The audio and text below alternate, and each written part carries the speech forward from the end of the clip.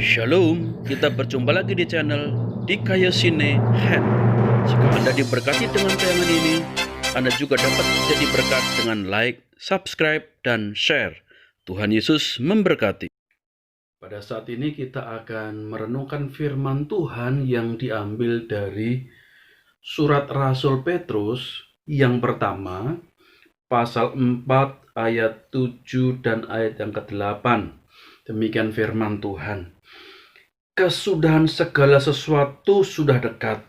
Karena itu kuasailah dirimu dan jadilah tenang, supaya kamu dapat berdoa. Tetapi yang terutama, kasihilah sungguh-sungguh seorang akan yang lain, sebab kasih menutupi banyak sekali dosa.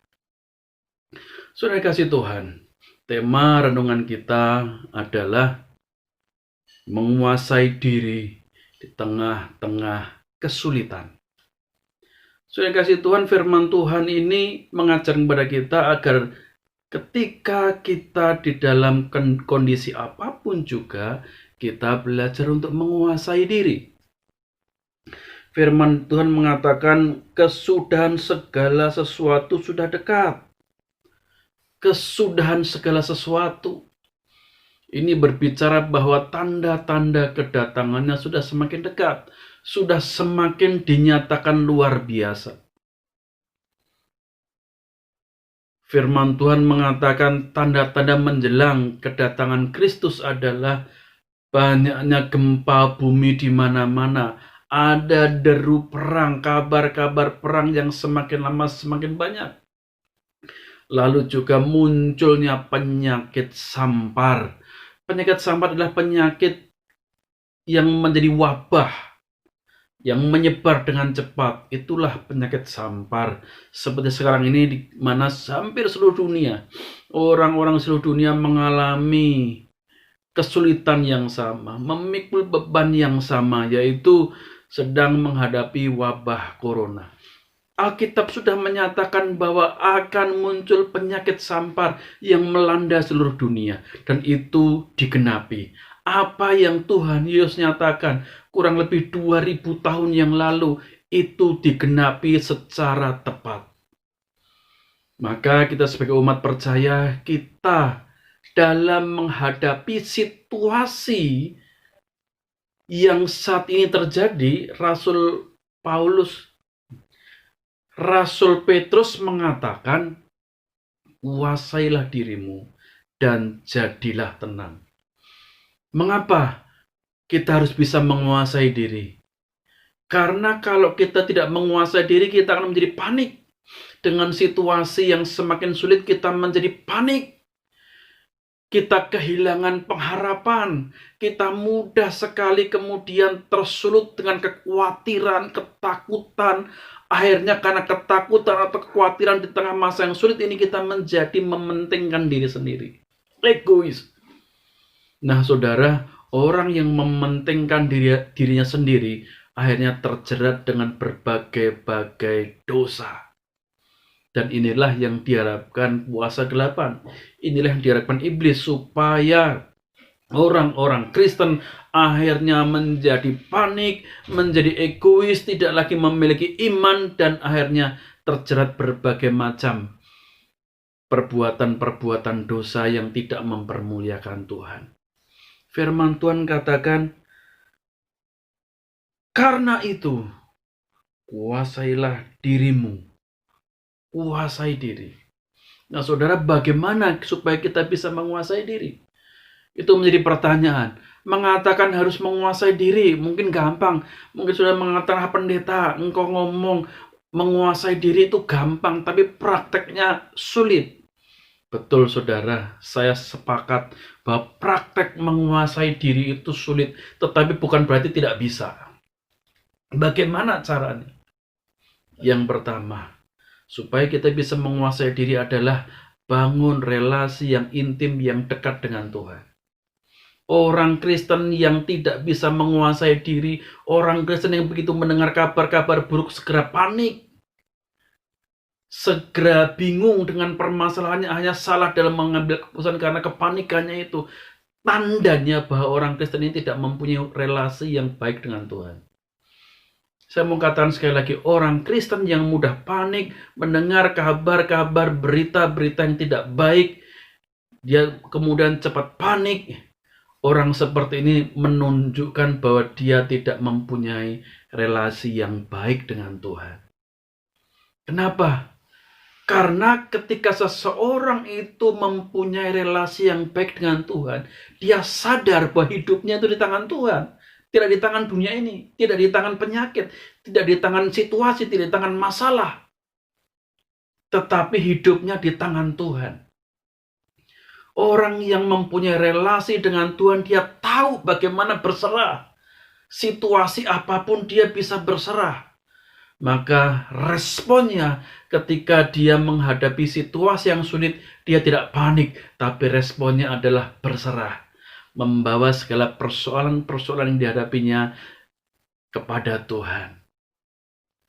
Nah, saudara kasih Tuhan, bangun relasi yang dekat dengan Tuhan. Itu caranya agar kita bisa mempunyai penguasaan diri. Jadilah tenang supaya bisa berdoa. Saudara, sesungguhnya ketika kita panik, apa yang kita kerjakan justru menjadi serba salah. Energi yang harusnya kita miliki menjadi hilang. Ketenangan berpikir, kecerdasan kita berpikir, kebijaksanaan dalam memutuskan masalah menjadi hilang karena kepanikan. Oleh sebab itu, firman Tuhan mengatakan, kuasailah dirimu. Kesudahan segala sesuatu memang sudah dekat, tapi jangan khawatir, kuasailah dirimu. Miliki relasi yang intim dengan Tuhan. Bagaimana caranya aku bisa menguasai diri? Mungkin ada di antara saudara yang bertanya demikian. Aku pengen bisa menguasai diri. Aku pengen tidak dikuasai dengan kepanikan, kekhawatiran, kecemasan. Tetapi tidak bisa. Saudara, sekali lagi, caranya yang pertama adalah bangun relasi yang intim, yang dekat dengan Tuhan. Mungkin ada yang mengatakan, loh saya ini sudah sering berdoa. Saya juga sudah sering pujian penyembahan itu tiap hari ada dalam hidup saya. Setiap hari saya mendengarkan lagu-lagu pujian penyembahan. Saya juga ikut memuji, menyembah. Saya juga berdoa berjam-jam. Bahkan saya berpuasa 3 hari, 3 malam, 7 hari, 8 hari, 9 hari. Saya rajin berdoa pendeta. Kok saya masih mudah panik? Maksudnya kasih Tuhan, membangun relasi itu berbeda dengan ritual keagamaan. Jangan-jangan doa saudara, puasa saudara hanyalah ritual keagamaan. Ritual keagamaan tidak bisa membangun relasi yang dekat dengan Tuhan. Bangun relasi yang baru dengan Tuhan. Doa saudara jangan sebagai doa karena memenuhi ritual keagamaan, tetapi doa yang muncul dari kerinduan untuk bersekutu dengan Tuhan. Puasa saudara muncul dari kerinduan untuk bersekutu dengan Tuhan, bukan hanya karena ritual-ritual keagamaan. Berdoalah dengan cara yang berbeda. Berpuasalah dengan cara yang berbeda. Pujilah Tuhan dengan cara yang berbeda. Bukan lagi hanya rutinitas yang mati. Tetapi sungguh-sungguh pujian yang melegakan jiwa. Pujian yang muncul dari dalam hati. Yang kita resapi. Sehingga kita merasakan damai sejahtera di dalam kita memuji Tuhan. Jangan terjebak dengan ritual. Jangan terjebak dengan apa yang fisik, yang nampaknya secara fisik, secara kuantitas nampaknya banyak berhubungan dengan Tuhan, tetapi sesungguhnya kosong karena semua hanya ritual saja, semacam prosedur seremonial saja. Saudara, bangun relasi dengan Tuhan, keintiman dari dalam hati kita. Itu yang kita bangun. Lalu yang kedua, bagaimana kita bisa menguasai diri? Yang kedua adalah ubah orientasi hidup kita. Apa yang diubah? Kalau dulu orientasi hidup kita kepada keduniawian, kepada kebendaan, sekarang kita rubah orientasi hidup kita. Tujuan hidup kita.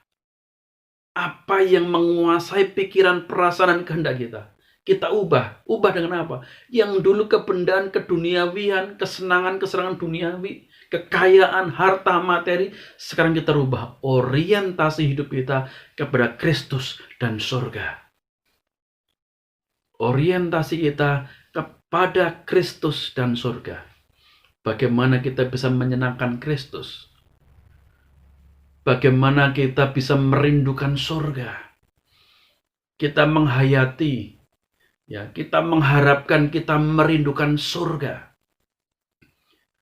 Sehingga kita tahu bahwa penderitaan yang kita alami di dunia ini tidak bisa dibandingkan dengan kemuliaan kekal di surga yang Tuhan berikan.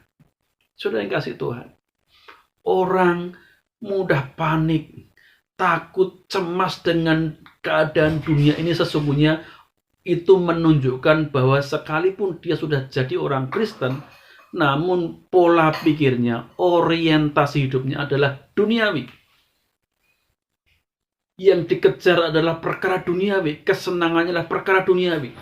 Tetapi kalau kesenangan kita adalah perkara surgawi, kerinduan kita adalah memuliakan Yesus, apapun yang terjadi, kita tidak menjadi putus asa, kita tidak menjadi panik, kita tidak menjadi hilang harapan.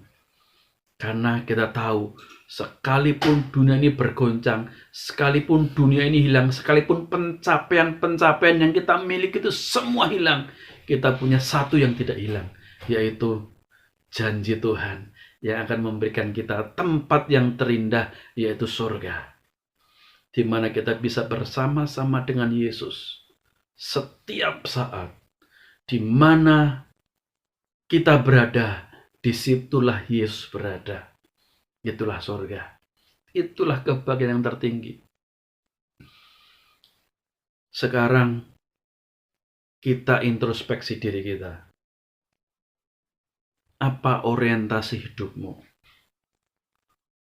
Apakah duniawi?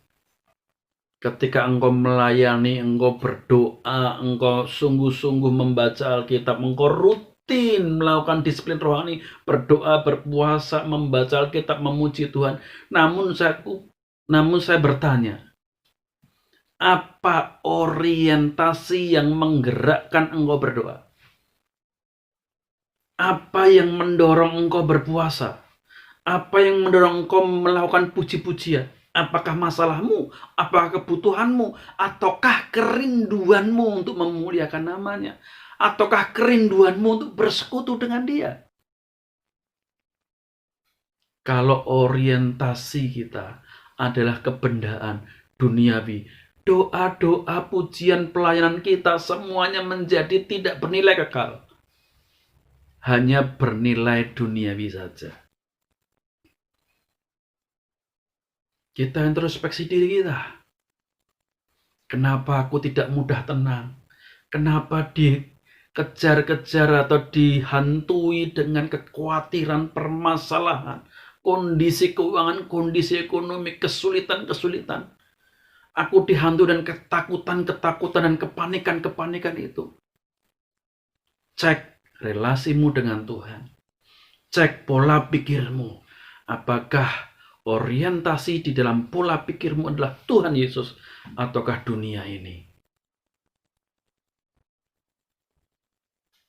Saya percaya kalau kita sungguh mengutamakan Tuhan Yesus di atas segala-galanya, kita akan dimampukan untuk mempunyai penguasaan diri, pengendalian diri.